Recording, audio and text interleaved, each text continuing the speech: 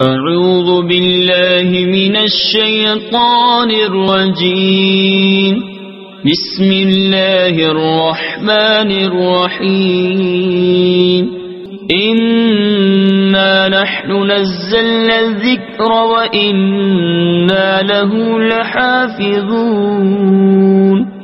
عزیز سامعین، سورہ بقرہ کی آیت نمبر 105 سے آج ہمارے نئے لیسن کا آغاز ہے۔ اس سے پچھلی آیت کریمہ میں یہودیوں کی عداوت اور بغض کا ذکر تھا کہ وہ نبی کریم صلی اللہ علیہ وسلم کی دشمنی کرنے کے لیے موقع ہی تلاش کرتے رہتے تھے۔ اب مسلمانوں کو ان سے ڈرایا جا رہا ہے کہ یہ تمہارے سخت ترین دشمن ہیں، تمہاری بھلائی انہیں گوارا نہیں۔ تو یہودیوں کی حضور نبی کریم صلی اللہ علیہ وسلم اور مسلمانوں کی دشمنی بیان کرنے کے بعد اگلی آیت کریمہ میں ان کی کتاب اللہ سے عداوت کا ذکر ہے کہ وہ اس کتاب سے لوگوں کو ہٹانے کے لیے نسخ وغیرہ کے بیہودہ اعتراضات کرتے رہتے ہیں، اور ان اعتراضوں کا منہ توڑ جواب دیا جا رہا ہے۔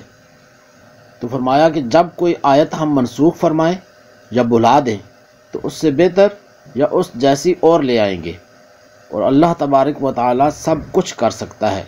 تو آئیے پہلے ان دو آیات کا لفظی اور با محاورہ ترجمہ سن لیتے ہیں۔ اعوذ باللہ من الشیطان الرجیم، بسم اللہ الرحمن الرحیم۔ ما یود الذین کفروا، ما یود نہیں چاہتے، ما یود نہیں چاہتے، الذین وہ لوگ جنہوں نے کفروا کفر کیا، من اہل الکتاب اہل کتاب میں سے، اہل کتاب میں سے، من سے، اہل الکتاب اہل کتاب، یعنی من اہل الکتاب اہل کتاب میں سے، وللمشرکین واو کا معنی اور، لا نہ، المشرکین مشرک، این ینزل ان کے، ینزل نازل کی جائے، علیکم تمہارے اوپر، من خیر کوئی بھلائی، من خیر کوئی بھلائی، من ربکم من سے، ربکم تمہارے رب، تمہارے رب کی طرف سے۔ اے مسلمانوں، نہ تو اہل کتاب کے کافر چاہتے ہیں اور نہ ہی مشرک کہ تمہارے اوپر تمہارے رب کی طرف سے کوئی بھلائی اتاری جائے۔ واللہ یختص واو کا معنی اور، اللہ اللہ، یختص خاص فرماتا ہے، برحمتہ اپنی رحمت کے ساتھ، برحمتہ با کا معنی ساتھ، رحمتی رحمت ہی اپنی، برحمتہ اپنی رحمت کے ساتھ، من جسے، یشاء چاہے، من یشاء جسے چاہے، حالانکہ اللہ جسے چاہتا ہے اپنی رحمت کے ساتھ خاص فرما لیتا ہے۔ واللہ ذو الفضل العظیم واو کا معنی اور، اللہ اللہ، ذو الفضل العظیم بڑے فضل والا ہے، ذو کا معنی والا، الفضل فضل، العظیم بڑا، ذو الفضل العظیم بڑے فضل والا ہے، اور اللہ بڑے فضل والا ہے۔ ما ننسخ من آیت، ما جو یا جب، ننسخ ہم منسوخ کرتے ہیں، من آیت کوئی آیت، من آیت کوئی آیت، او یا ننسیہا بھلا دیتے ہیں اسے، ننسی بھلا دیتے ہیں ہم، ہاں اسے، نأتی تو ہم لے آتے ہیں، بخیر بخیر بہتر اچھی، منہا اس سے یعنی اس آیت سے، او مثلیہا او یا مثلیہا اس کی مثل۔ جب ہم کوئی آیت منسوخ کرتے ہیں یا لوگوں کو بھلا دیتے ہیں تو اس سے بہتر یا اس جیسی اور آیت لے آتے ہیں۔ الم تعلم ان اللہ علی کل شیء قدیر، استفہام کے لیے، سوال کرنے کے لیے، کیا؟ لم تعلم، تجھے معلوم نہیں، ان اللہ، ان بے شک، اللہ اللہ، علی کل شیء ہر چیز پر، علی پر، کلی ہر، شیء چیز، علی کل شیء ہر چیز پر، قدیر قادر ہے۔ اے مخاطب، کیا تجھے معلوم نہیں کہ اللہ ہر شے پر قادر ہے؟ ما يود الذين كفروا من اهل الكتاب ولا المشركين ان ينزل عليكم من خير من ربكم، اے مسلمانوں، نہ تو اہل کتاب کے کافر چاہتے ہیں اور نہ ہی مشرک کہ تمہارے اوپر تمہارے رب کی طرف سے کوئی بھلائی اتاری جائے۔ واللہ یختص برحمتہ من یشاء، حالانکہ اللہ جسے چاہتا ہے اپنی رحمت کے ساتھ خاص فرما لیتا ہے۔ واللہ ذو الفضل العظیم، اور اللہ بڑے فضل والا ہے۔ ما ننسخ من آیت او ننسها نأت بخیر منها او مثلها، جب ہم کوئی آیت منسوخ کرتے ہیں یا لوگوں کو بھلا دیتے ہیں تو اس سے بہتر یا اس جیسی اور آیت لے آتے ہیں۔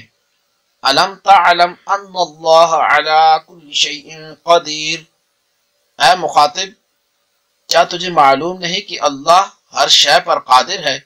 تو عزیز سامعین، سورہ بقرہ کی آیت نمبر 105 کا شان نزول کچھ اس طرح سے ہے کہ یہودیوں کی ایک جماعت مسلمانوں کے ساتھ دوستی اور خیرخواہی کا اظہار کرتی تھی۔ ان کی تکذیب میں یہ آیہ مبارکہ نازل ہوئی اور مسلمانوں کو بتایا گیا کہ یہ کفار خیرخواہی کے دعوے میں جھوٹے ہیں۔ تو ارشاد فرمایا، وہ جو کافر ہیں، کتابی یا مشرک، وہ نہیں چاہتے کہ تم پر تمہارے رب کے پاس سے کوئی بھلائی اترے، اور اللہ اپنی رحمت سے خاص کرتا ہے جسے چاہے، اور اللہ بڑے فضل والا ہے۔ تو اگلی آیت کریمہ میں ارشاد فرمایا کہ جب کوئی آیت ہم منسوخ فرمائیں یا بھلا دیں تو اس سے بہتر یا اس جیسی لے آئیں گے۔ تو نسخ کا معنی ہے سابقہ حکم کو کسی بعد والی دلیل شرعی سے اٹھا دینا، اور یہ حقیقت میں سابقہ حکم کی مدت کی انتہا کا بیان ہوتا ہے۔ اس آیت کریمہ کا شان نزول یہ ہے کہ قرآن کریم نے گزشتہ شریعتوں اور کتابوں کو منسوخ فرمایا تو کفار کو بڑی وحشت ہوئی اور انہوں نے اس پر اعتراضات کیے۔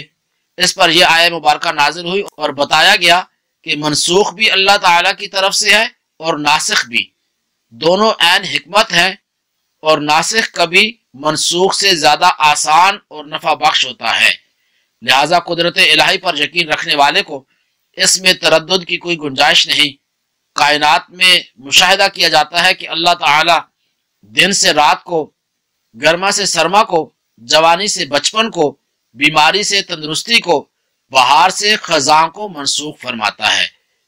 یہ تمام نسخ و تبدیل اس کی قدرت کے دلائل ہیں۔ تو ایک آیت اور ایک حکم کے منسوخ ہونے میں کیا تعجب؟